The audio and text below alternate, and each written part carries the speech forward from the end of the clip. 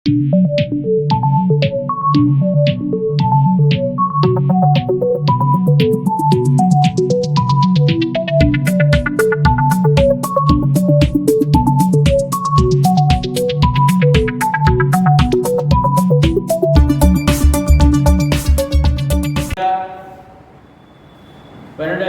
నుంచి 11 వచనాలు ధ్యానిద్దాం. 21 వచనాలు ఉన్నాయి.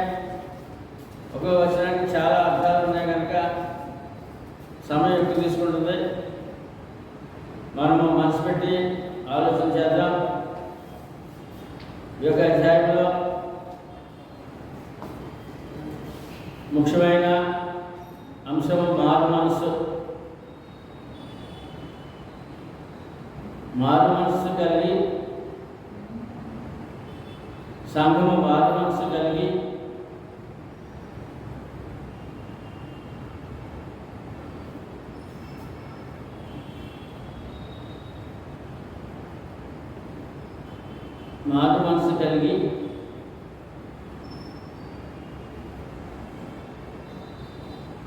సజీవ యాగముగా సేవకులను సమర్పించుకోవాలి. అది మేడం. సంపూర్ణంగా మారు మనస్సు కలిగి సజీవ యాగముగా ఆయన సేవకు అర్పణ చేసుకోవాలి. మన జీవితాలు క్రైస్తవుడి అర్థం అది.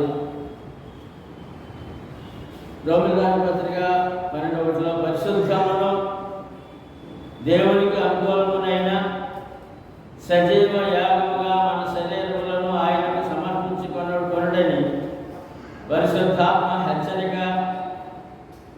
ఇట్టి సేవ మీకు యుక్తమైనది అని ఇక్కడ మన వారికి తెలియజేయబడు. ఆయనకు సమర్పించుకోండి అని పరిశుద్ధాత్మ హెచ్చరికండి. బ్రతిమాడు కాదు. ఇట్టి సేవ మీకు యుక్తమైనది అన్నాడు. ఇందులో సహోదరుల ఐక్యత, సంఘ ఐక్యత కనపడుతుంది. ఆయన సూచన ఏంటి? దేవుని సూచన. పరిశుద్ధాత్మ యొక్క సూచన ఏంటి? క్రైస్తవుడి కంటే సహోదరుల ఐక్యత, సంఘ ఐక్యత.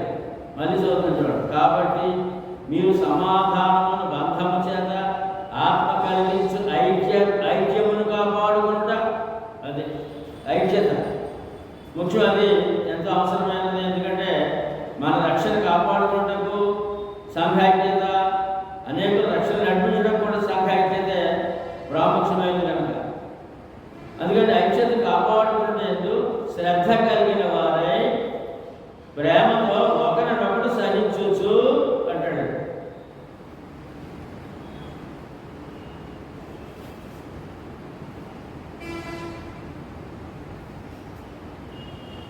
సంఘంలో కలిసి దేవుని పని చేస్తూ సంఘంతో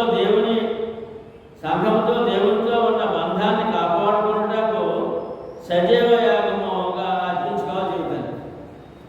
సంఘంతో దేవునితో కలిసి పనిచేస్తున్నాం. అది ఇక్కడ విశ్వాసం. ప్రతి విశ్వాసం కూడా సంఘం అంటే దేవుడు అంటే సంఘం, దేవుని సంఘం, క్రీస్తు సంఘం.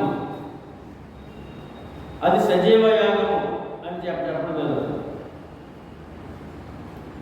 అంటే సంఘముతో దేవునితో ఉన్న బంధాన్ని కాపాడుకున్నటకు సజీవ యాగముగా జీవితాన్ని అర్పించుకోవాలి.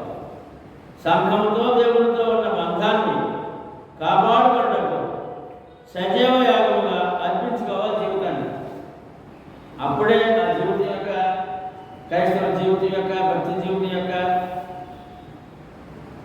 ఫలభరితమైన జీవితం. లేదంటే ఇహలోక పనుల దీవులు పొందలేడు. సజీవ యాగం సంపాదించుకోవాలి. సేవ అలా ఉండాలి. ఏమండి? అందులో వాక్యాలు చదువుతాను. అనుబంధ వాక్యాలు. మొదటి పేతురు 2:12 ప్రియులారా, మీరు పరదేశులను యాత్రికులై ఉన్నారు కనుక ఆత్మ విరోధముగా పోరాడు శరీరాశలను విసర్జించుడి. అదే ఆత్మ విరోధముగా శరీరాశలు ఉన్నాయి, విసర్జించాలంట. క్రైస్తవుడి యొక్క మూలం, క్రైస్తవుడి యొక్క గుణ లక్షణాలు. అన్యజనులు మిమ్మల్ని ఏ విషయమందు అన్యజనులు మిమ్మల్ని ఏ విషయంలో దుర్మార్గులను దూషించురో ఆ విషయంలో వారు మీ సత్క్రియలను చూసి, క్రైస్తవుడు సత్క్రియలు కలిగి ఉండాలి, వాటిని బట్టి దర్శన దినమందు దేవుని మహిమపరిచినట్లు వారి మధ్యను మంచి ప్రవర్తన గలవారై ఉండవాలని మిమ్మల్ని బ్రతిమాలుకొనుచున్నాను. అంటే ఈ వాక్యానికి అర్థం ఏంటంటే అన్యుల మధ్య సత్ప్రవర్తన కలిగిన వారై, అదే మనం అన్యుల మధ్యలో ఉన్నాం, మాదిరికరమైన జీవితం కలిగి ఉండాలి. అదే కాదు, మాదిరికరమైన జీవితం కలిగి ఉండి, మాదిరికరమైన జీవితం కలిగి ఉండి క్రైస్తవుని ఆలోచన ఎలా ఉండాలి, విశ్వాసం ఎలా ఉండాలంటే నేను పరదేశిని యాత్రికుడను కనుక అని ఉండాలన్నమాట.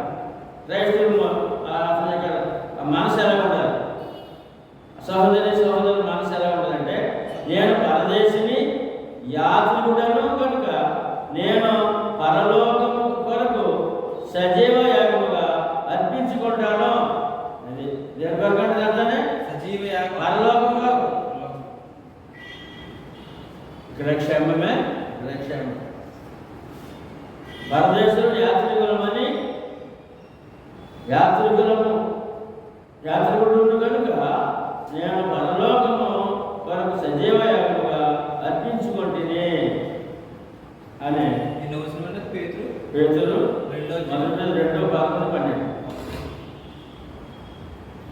క్రైస్తవుడు ఈ మనసు ఉండాలండి, పరదేశిని యాత్రికుడిని అనకపోతే, అంటే జ్ఞానం లేకపోతే లోకంలోనే ఏమండి లోకాసుడు చూపిస్తాం. క్రైస్తవుడు ఏంటి కూడా రక్షణ పొందడం కూడా, పరలోక భాగ్యం పొందడం కూడా, దాని గురించి ఆలోచించు, లోక సంబంధంగా ఆలోచిస్తాం. కనుక క్రైస్తవుడు ఏమైంది సజీవ యాగముగా దేవుడిగా అర్పించుకోవాలంటే నేను పరదేశిని యాత్రికుడు కనుక నేను పరలోకం వరకు సజీవ యాగముగా అర్పించుకుంటాను నేను అని. ఎందుకంటే ఆ భాగ్యము ప్రభు త్యాగంలో వచ్చింది, ఊరికనే రాలేదు. రోమిలకు రాసిన పత్రిక 6:13 అపరాధముల చేతను పాపముల చేతను ఆత్మీయంగా చచ్చిన వాడైన నేను క్రీస్తులో బ్రతికిన వాడనై సజీవ యాగముగా అర్పించుకుంటాను. అది మా స్థితి ఏంటి? రక్షణ పొందక ముందు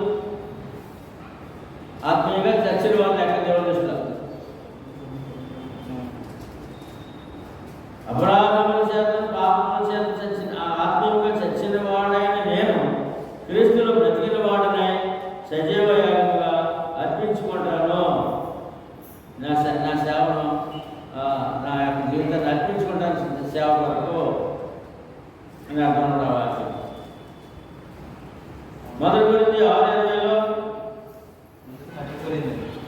కొరింథీయులకు మొదటి పత్రిక 6:20 మీరు విలువ పెట్టి కొనబడిన వారు కనుక మీ దేహంతో దేవుని మహిమపరచుడి, సజీవ యాగముగా మీ జీవితము అర్పించుకొనుడి. ఎక్కడ అర్థం? మనము క్రైస్తవుడు అంటే క్రీస్తు రక్తంతో కొనబడిన వాడు. మొదటి కొరింథీ పత్రిక 6:20 క్రైస్తవుడు అంటే క్రీస్తు రక్తంతో కొనబడిన వాడు. అది ఊరికనే కాదు, ఈ ఊరికనే రాదని రక్షణ. ఇది చాలా స్పష్టంగా చెప్తారండి. మీరు విలువ పెట్టి కొనబడిన వారు. ఏంటది విలువ?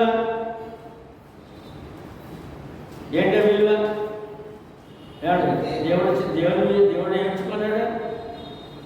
అపొస్తలుల కార్యాలు 28 చెప్తారు. దేవుడు తన స్వరక్తం ఇచ్చి సంపాదించిన తన సంఘం. ప్రకటన 5:9 చెప్తాడు. చదవండి ఒకసారి. ఏంటి ఏమించుకున్నాడు ఆయన?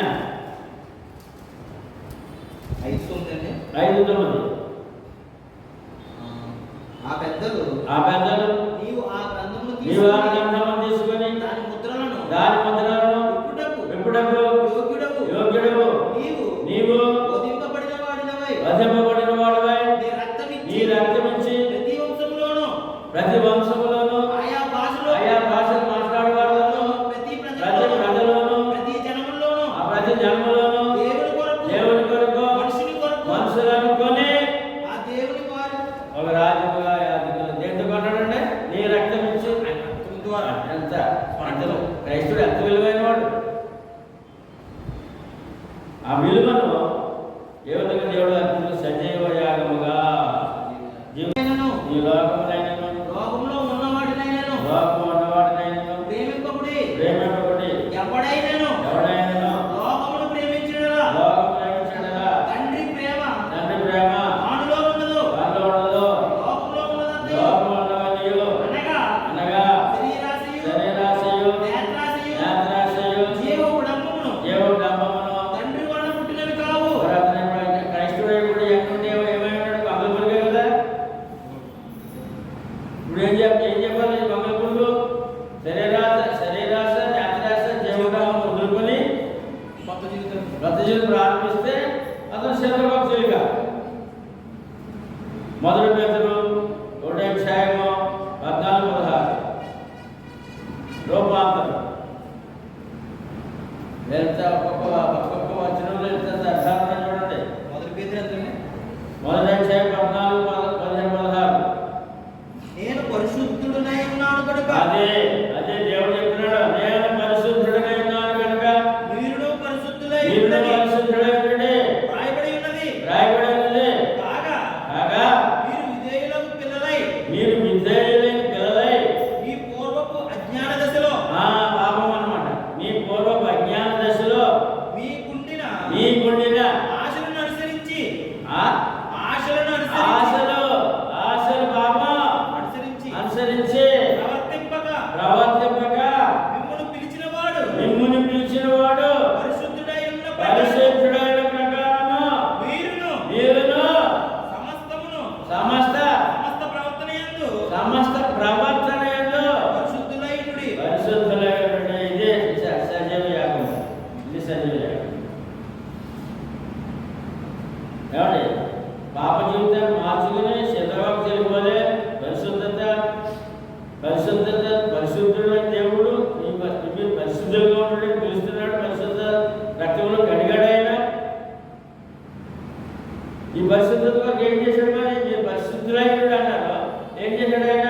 మొదటి యోహాను పత్రిక 1:7 తన కుమారుడైన క్రీస్తు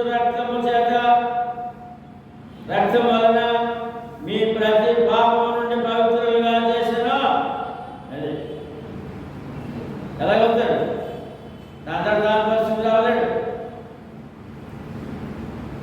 తన కుమారుడు యేసుక్రీస్తు రక్తం వలన ఇప్పుడు మీరు పవిత్రులుగా మీ పాపం నుండి పవిత్రులుగా చేయబడ్డారు. చదవండి 1:7. అయితే అవునండి. అయితే ఆయన వెలుగులోనున్న ప్రకారము మనమును వెలుగులో నడిచిన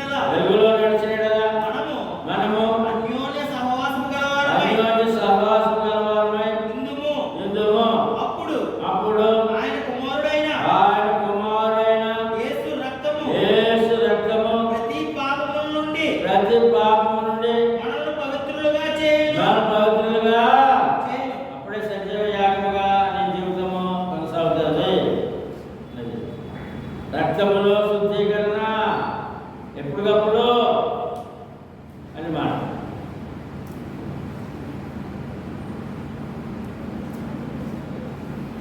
తర్వాత తీతు పత్రిక 3:15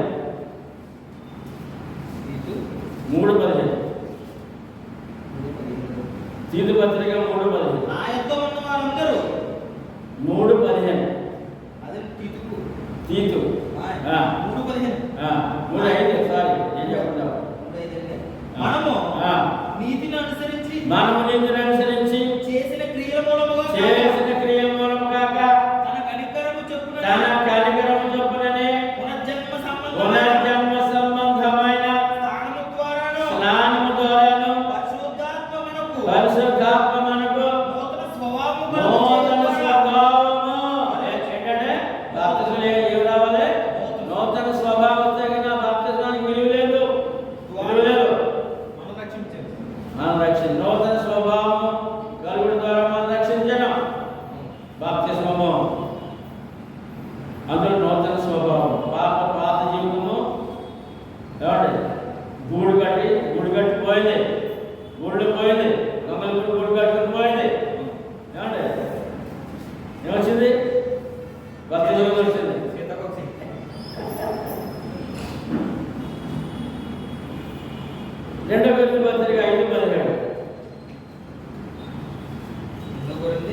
5:17.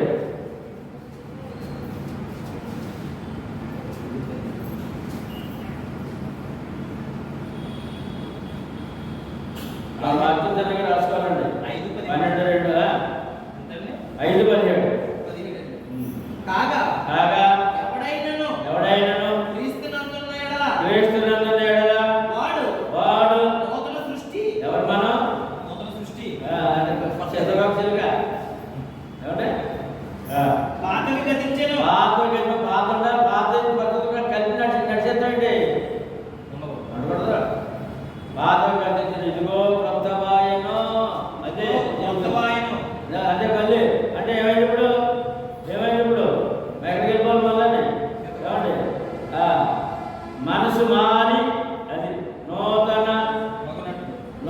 మగుట వలన రూపాంతరం పొందినవాడు. ఇదిగో పాత గతించెను క్రొత్తవాయను. క్రొత్తడు మనసు మారి పరిశుద్ధుడు అనే విషయం ఏమండి? మత్తయి సువార్త 13:22. 13:22. మత్తయి 13:22. ముండ్ల పొదలలో ఎత్తబడినవాడు వాక్యం వినివాడే గాని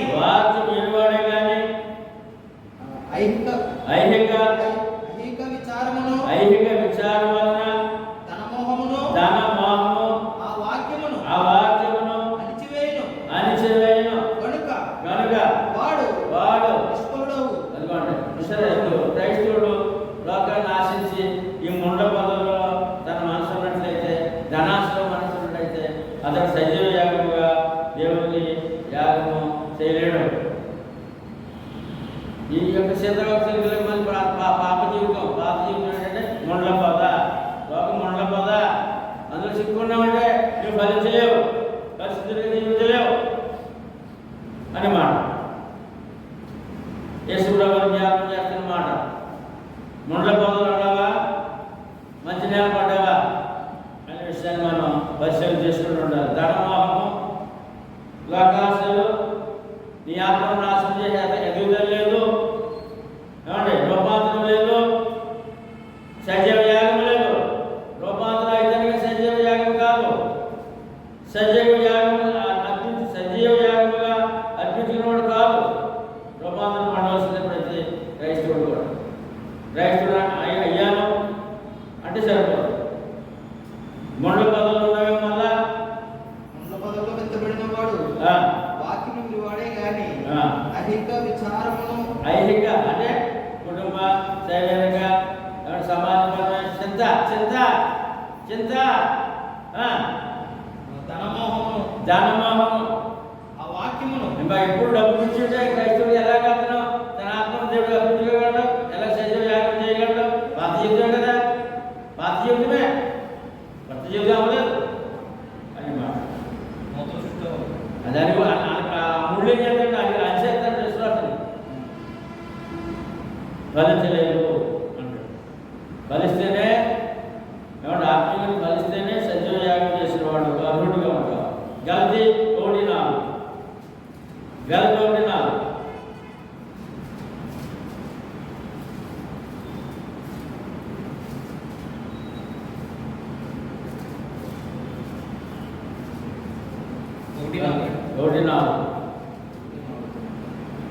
మన తండ్రి అయిన దేవుని చిత్త ప్రకారము క్రీస్తు మనలను ప్రస్తుతపు దుష్ట కాలంలో నుండి విమోచింపవలనని మన పాపముల నిమిత్తము తన్ను తాను అప్పగించుకొనెను. అదిగోండి, ఆయన ఊరికే రాదండి. ఈ యొక్క యాగము, ఈ రక్షణ దుష్టకాలంలో ఉన్నవారిని, దుష్టత్వంలో ఉన్నవారిని, దుష్ట చేతులు ఉన్నవారిని విడిపించడానికి దాన్ని తాను అర్పించుకున్న ఆ అర్పణలోనే వచ్చింది ఈ యొక్క ఫలితము. ఏమండి? నేను ఆ యొక్క సజీవ యాగం మనకు వచ్చింది. ఆయన యాగం చేస్తే మనకు వచ్చింది యాగఫలం. మళ్ళీ చదవండి. 1:4. మన తండ్రి అయిన దేవుని చిత్త ప్రకారము చిత్త ప్రకారం క్రీస్తు మనలో ప్రస్తుతపు దుష్ట కాలంలో నుండి అది క్రీస్తు మనలను ప్రస్తుతము దుష్ట కాలము నుండి విమోచింపవలనని మన పాపము నిమిత్తము తన్ను తాను అప్పగించుకొను. మరి పాపం నిమిత్తం అర్పించుకున్నప్పుడు మన బాప్తిస్మం పొందినప్పుడు ఇంకా నీ మనసు మారకుండా పరిస్థితి ఏంటి? నీకేంటి అసలు ఏ ఫలితం పొందావు? ఆయన శాఖ ఫలితం పొందావా? మరి పొందేవాడు కాదు అనే విషయాన్ని ప్రతిగ్రహిస్తుడు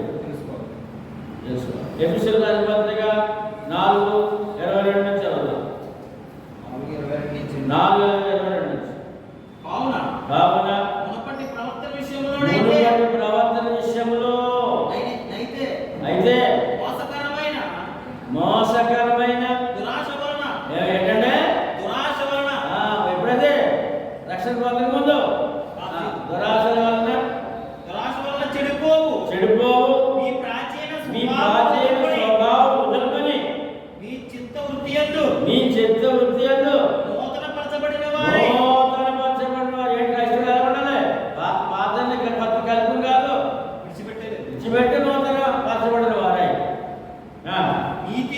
నీతియు యథార్థమైన భక్తి గలవారై దేవుని పోలికగా సృష్టింపబడిన నవీన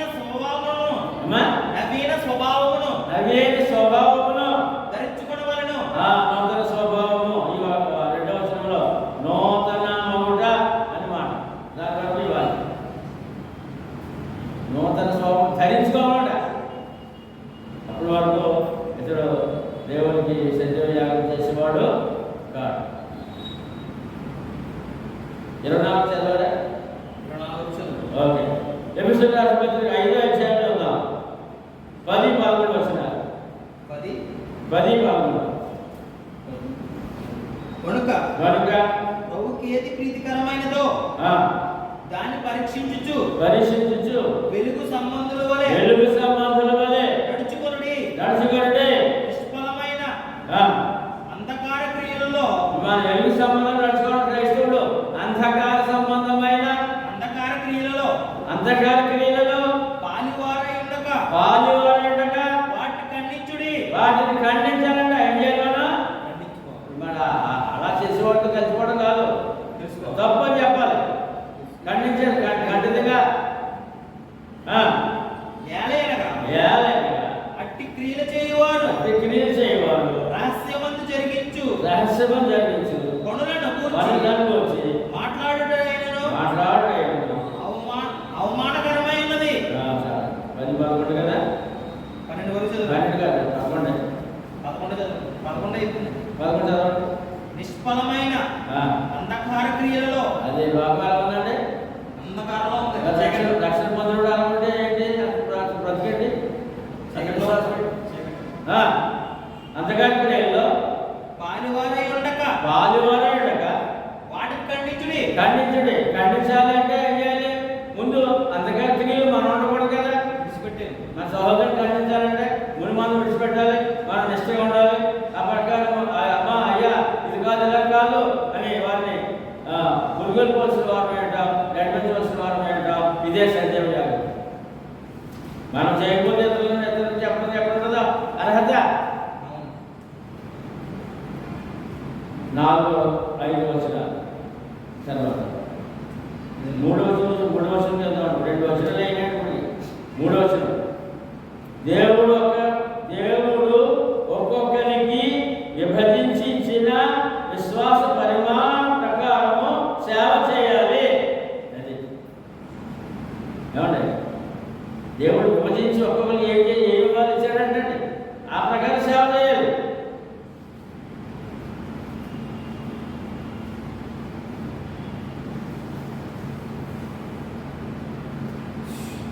మొదటి కొరింథీ పత్రిక 15:10 3వ వచనంలో దానికి కొన్ని వచనాలు మనం ధ్యానిస్తున్నాం. రోమ 12:3 వచనానికి కొన్ని వచనాలు ధ్యానిస్తున్నాం. మొదటి కొరింథీ 15:10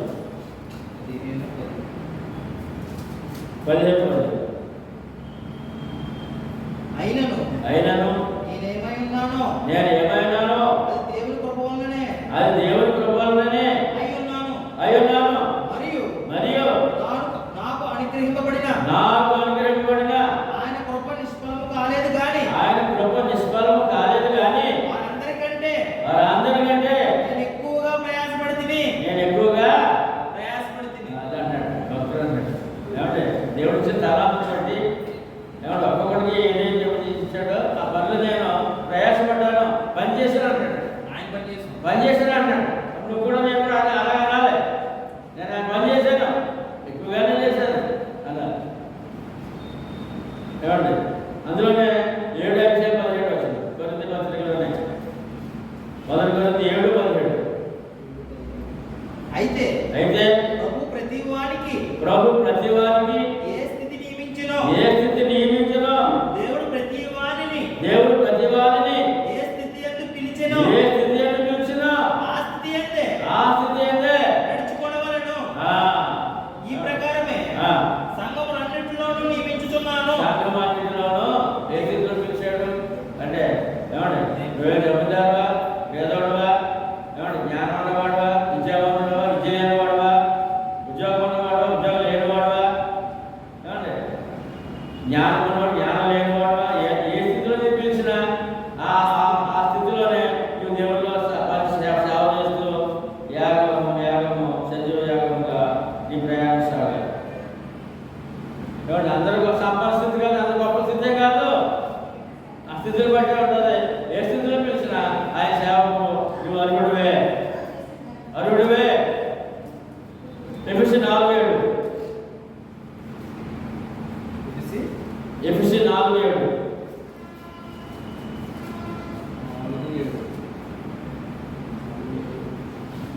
అయితే మనలో ప్రతి వానికి క్రీస్తు అనుగ్రహించు వరము యొక్క పరిమాణము చొప్పున కృప ఇయ్యబడెను. చాలండి. క్రీస్తు పరిమాణం ఇంతవరకు ఈ పని ఎత్తులు పాడేవాడు, సంఘంలో సేవ చేసేవాడు, ఏమంటే సేవకు సహకారం ఉండేవాడు, ఏమంటే ఏమంటే మొన్న చూడండి మీరు ఇవ్వట్లేదు కదా, ఇవన్నీ ఎవరికి ఇచ్చిన తర్వాత చేసేసుకోవాలిగా, ఎవరికి ఇచ్చిన పని అలా చేసేసేయాలి. అదే సజీవ యాగం. ఎఫెసీ 4:7 రాస్తాం కదా. 1 పేతురు 4:8, 8-11. 1 పేతురు 4:8, 8-11. 4:8, 8, 9, 11, 8 నుంచి. ప్రేమ అనేక పాపములు కప్పును కనుక అన్నిటికంటే ముఖ్యముగా ఒకడి ఎడల ఒకడు నిక్కటమైన ప్రేమ గలవారమై ఉండుడి. ఏమంటారు క్రైస్తవులు? ప్రేమ లేకపోతే నువ్వు దేవుడికి సజీవ యాగం చేయట్లేదు. ఏమండి ఇప్పుడు ఒకరొకరు చూసుకుంటా ద్వేషించుకుంటూ కాలం మాడుకుంటూ కలుసుకుంటూ ఉంటే అతను దేవుడికి యాగం ఎలా చేయగలడు? ప్రేమ మూలం ఇక్కడ క్రైస్తవుడికి ప్రేమ మూలం. ఆ ప్రేమ లోకాన్ని పంచిపెట్టవలసిన వారమైన, సంఘానికి పంచిపెట్టవలసిన వారమైన, కుటుంబాన్ని పంచిపెట్టవలసిన వారమైన, ఏమండి సమాజం పంచిపెట్టవలసిన వారమైన, అదే ప్రేమ యాగము.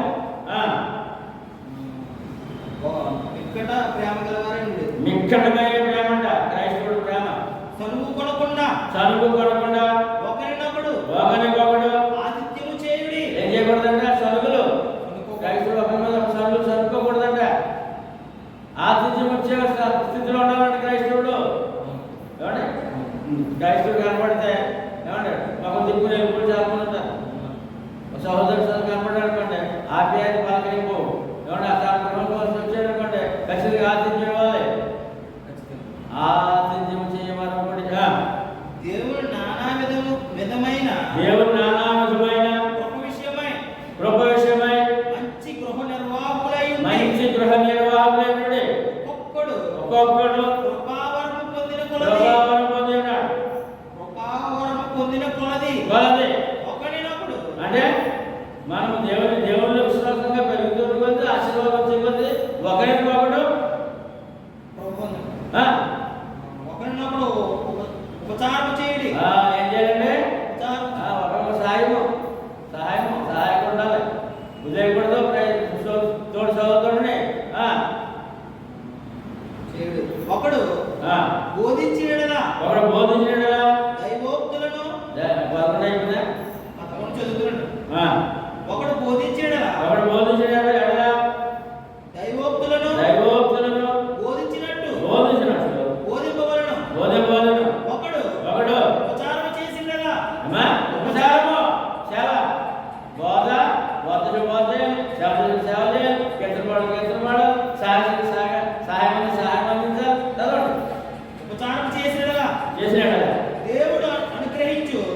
అనుగ్రహించు.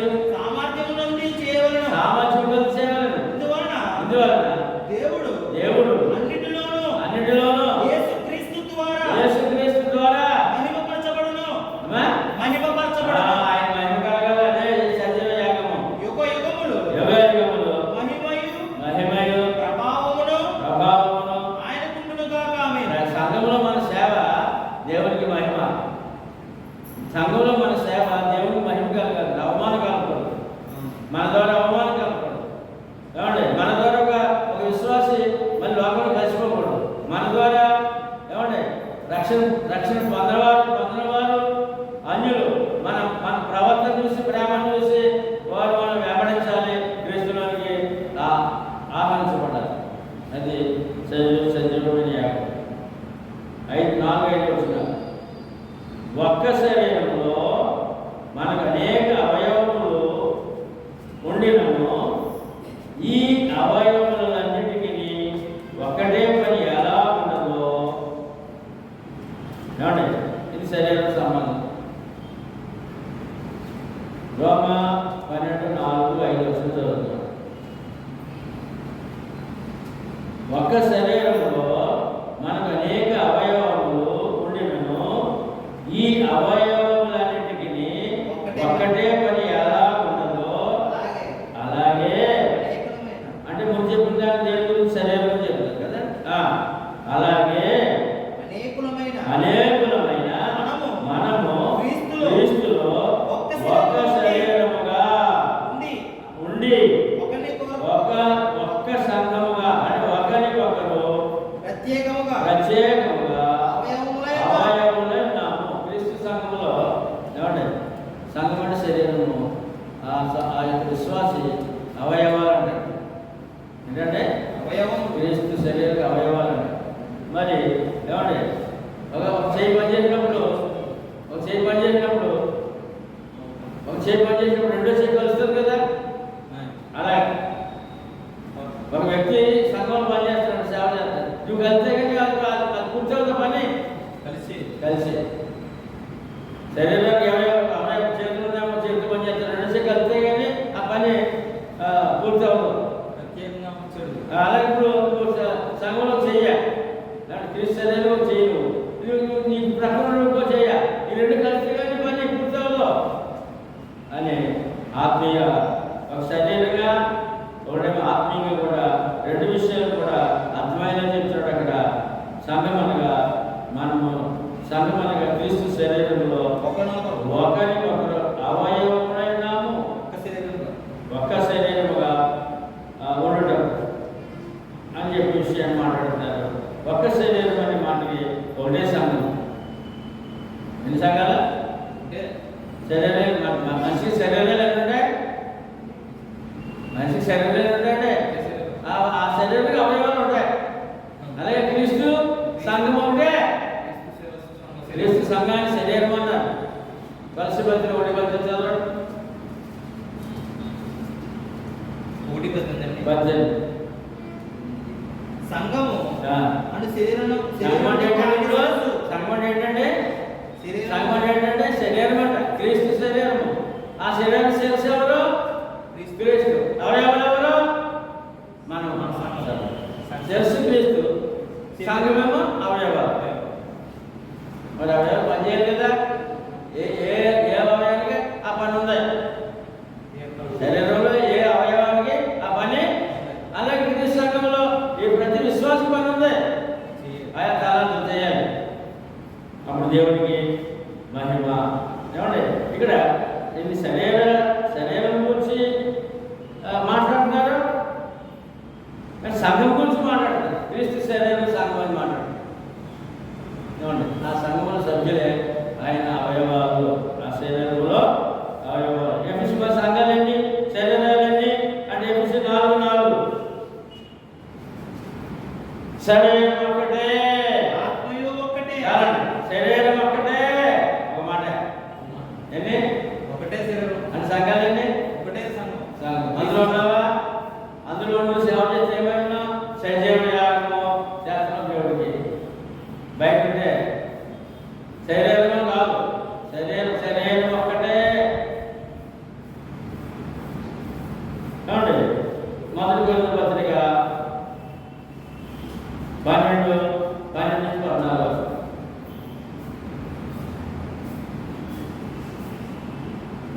ఎలాగూ ఎలాగూ శరీరం ఏకమైనను శరీరం ఏకమైనను అనేకమైన అవయవములు కలిగి ఉన్నదో అవయవములు కలిగి ఉన్నదో ఎలాగూ శరీరం యొక్క అలాగూ శరీరం యొక్క అవయవములన్నీ శరీరము యొక్క అవయవములన్నీ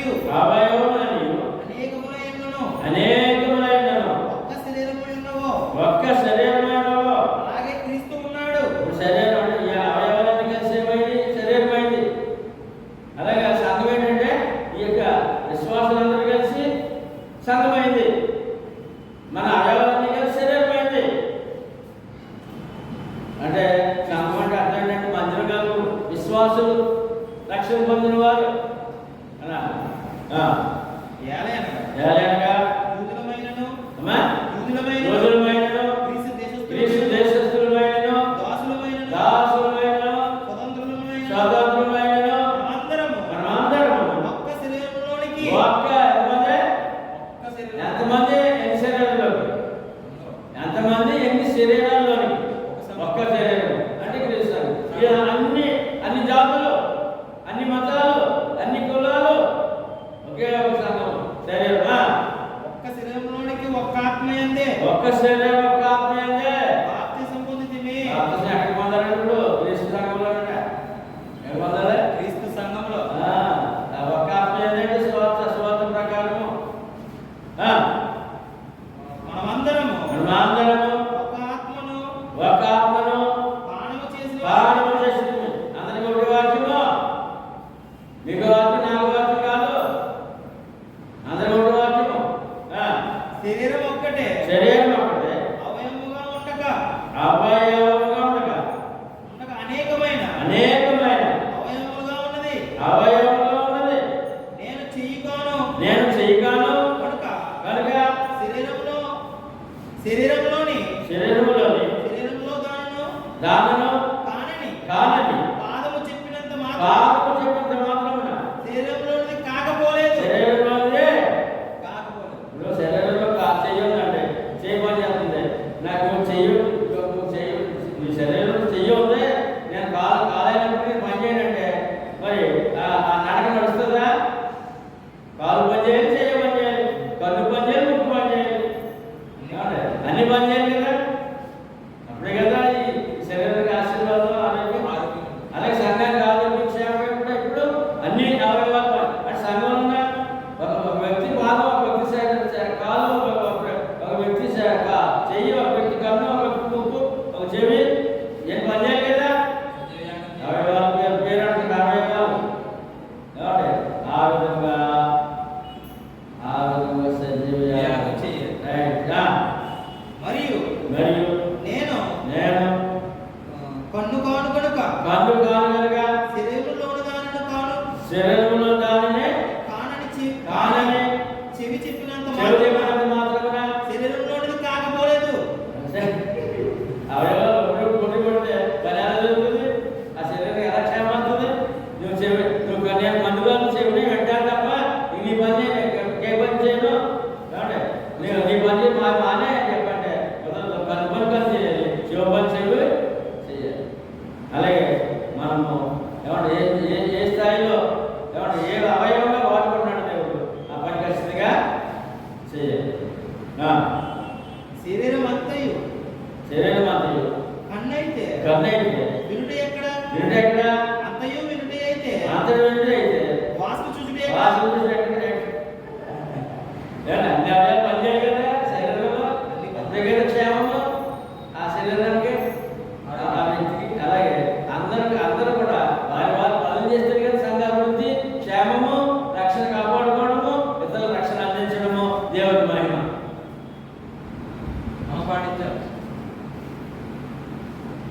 అంటే అందరికీ వారి పరిస్థితుల్లో పని ఉండాలి.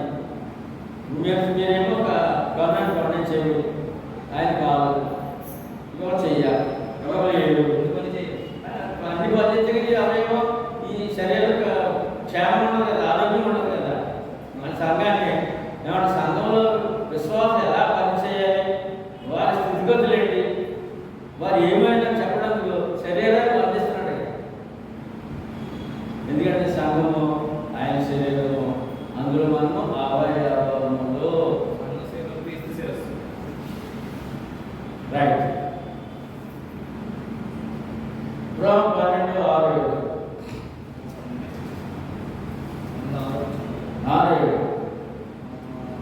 మనకు అనుగ్రహింపబడిన కృప చెప్పున వేరు వేరు కృపావరములు కలిగిన వారమే కలిగిన వారమేగాము.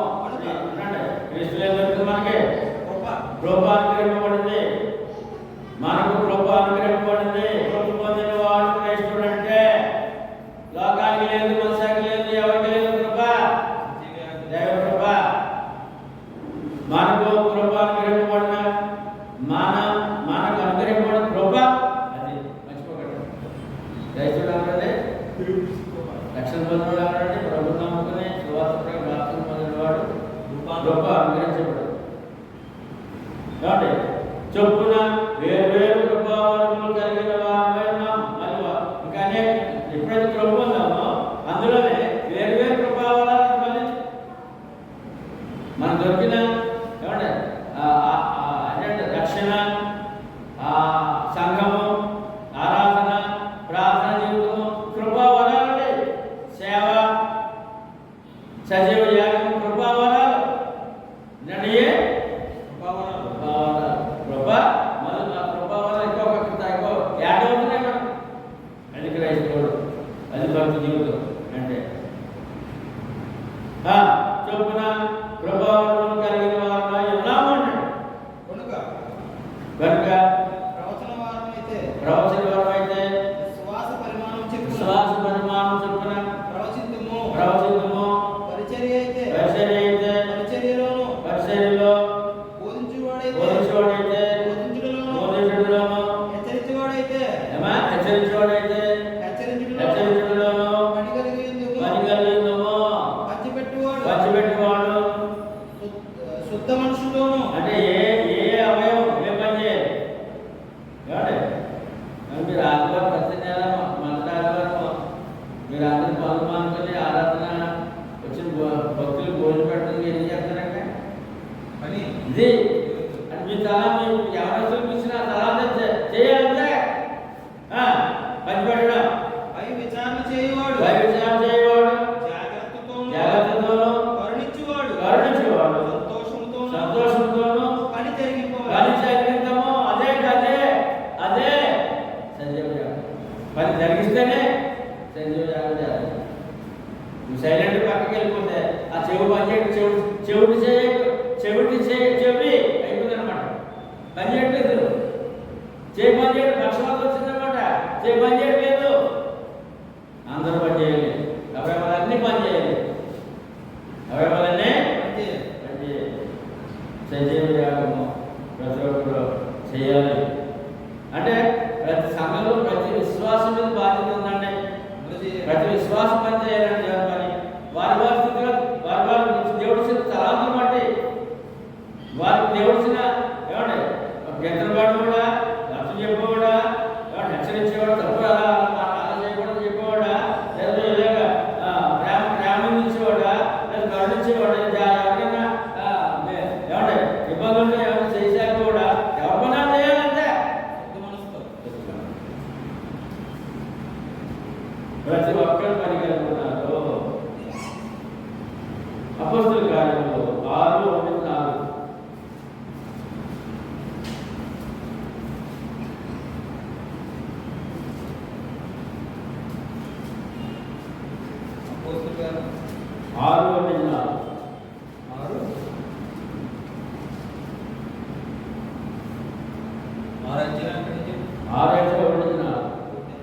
ఆ దినములలో శిష్యుల సంఖ్య విస్తరించుచున్నప్పుడు అనుదిన పరిచర్యలో తమలోని విధవరాండ్రును చిన్న చూపు చూచినది హెబ్రీయుల మీద గ్రీకు భాష మాట్లాడి యూదులు సనుగుసాగి యూదుల్లో గ్రీకు భాష మాట్లాడేవారు, హెబ్రీ భాష మాట్లాడారు. ఈ భాషాభిమానం కూడా వాళ్ళ ఇక్కడ భాషాభిమానం బట్టి ఏమంటే ఆ స్త్రీల్ని సంఘంలో స్త్రీల్ని మీరు భోజనం పెడతారండి. ఏమంటే మీరు భోజనం చూపెడతారు కదా అది నెలకు ఒకసారి. అంటే ఇక్కడ వేదం చూపించి భోజనం పెడితే అది దేవుడు తెలుసుకుంటాడు. వేదం తన వారెవరో ఏమంటే తన వారెవరో పరాయి వారు అది అది వస్తుంది ఇక్కడ. అది భాష భేదం అంట. ఎబ్రి భాష మాట్లాడే వాళ్ళు గ్రీక్ భాష మాట్లాడే వారికి సరిగ్గా సేవ చేయలేదంట. అప్పుడు అప్పుడు 12 12 అపోస్తులు తమ యొద్దకు శిష్యుల సమూహం పిలిచి మేము దేవుని వాక్యం బోధించడం మాని ఆహారం పంచిపెట్టిన యుక్తము కాదు. కాబట్టి సహోదరులారా ఆత్మతోనూ జ్ఞానముతోనూ నిండుకొని మంచి పేరు పొందిన 7 మనుషులను మీలో ఏర్పరచుకునుడి. మేము వారిని ఈ పనికి నియమింతుము.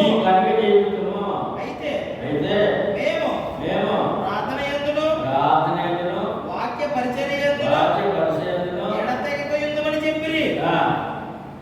ఈ మాట జన సమూహం అంతటికి ఇష్టమైనందున వారు విశ్వాసముతోనూ పరిశుద్ధాత్మతోనూ నిండుకొనిన వాడే స్టెఫను, ఫిలిప్పు, ప్రొకరు, నికానోరు, తీమోను, పర్మెనాసు, యూదుల మత ప్రవిష్టుడు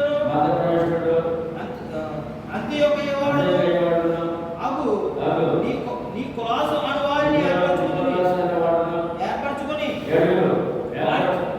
వారిని అపోస్తలుల ఎదుట నిలబెట్టిరి.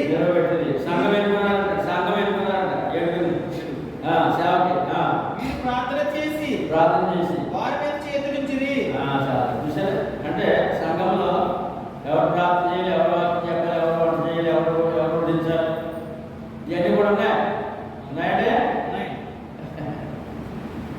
అంటే ఎవరి పాత్ర వారు మనస్ఫూర్తిగా ఒక యాగంగా చేయాలి. యాగంగా సజీవ యాగంగా చేయాలి, సమర్పణ చేయాలి. మొదటి కొరింథీ పత్రిక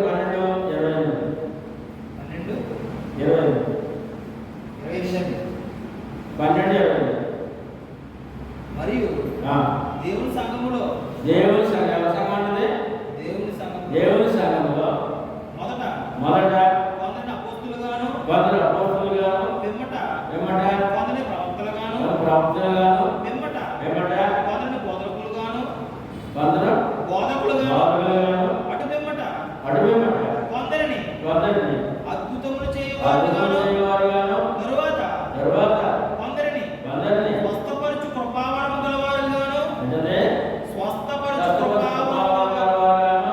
కొందరిని ఉపకారములు చేయవారుగాను కొందరిని ప్రభుత్వములు చేయవారినిగాను కొందరిని నానా భాషలో మాట్లాడేవారిని గాను నియమించు. అంటే ఎవరెవరు పని చేయాలి సంఘంలో? ఎందుకంటే మనకు గొప్ప చెప్తున్నా వేరు కృపావరములు కలిగే వారిని ఉన్నాము. అంటే ఇన్ని రకాలుగా విశ్వాసంతో సేవ జరగాలి సంఘంలో.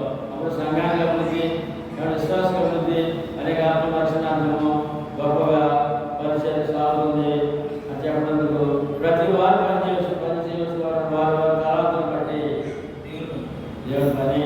దేవుని సంఘంలో ఏ సంఘం అంటే దేవుని సంఘంలో వారి తలాంతులు దేవుడిచ్చినప్పుడు ఆయన ఇచ్చినటువంటి అనుగ్రహం బట్టి ఆయన ఇచ్చిన అనుగ్రహాన్ని బట్టి ఆ ప్రభావాలను బట్టి ఖచ్చితంగా వారి బాధ్యత నెరవేరిస్తే వారు దేవునికి సజీవ యాగం చేస్తున్నారు. ఆఖరి మాట 14:26 మొదటి 14:26 సహోదరులారా ఇప్పుడు మీలో ఏమి జరుగుతున్నది? మీరు కూడి వచ్చినప్పుడు ఒకడు ఒక కీర్తన పాడవలని ఉన్నాడు. మరి ఒకడు బోధింపవలని ఉన్నాడు. మరి ఒకడు తనకు బయలుపరచబడినది ప్రకటన చేయవలని ఉన్నాడు. మరి ఒకడు భాషతో మాట్లాడవలని ఉన్నాడు.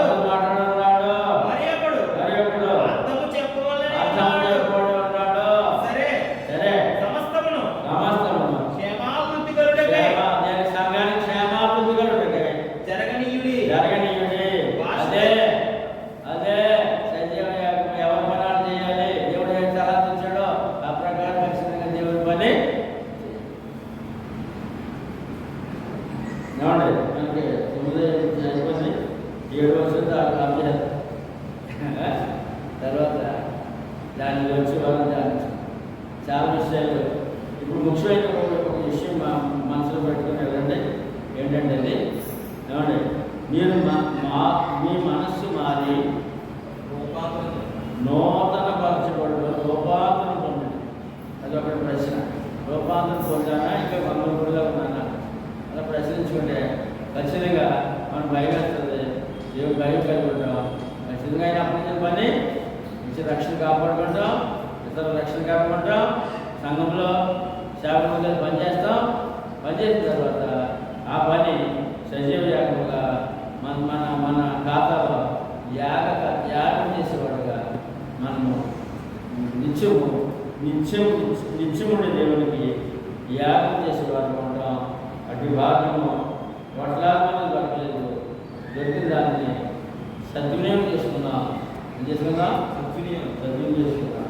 ఇప్పుడు సహకారులు ఏమండి, సహకారులుగా దీనిలోకి సహాయం అందించే వాళ్ళు కూడా ఉండాలని కూడా అది కూడా ఒక యాగం అని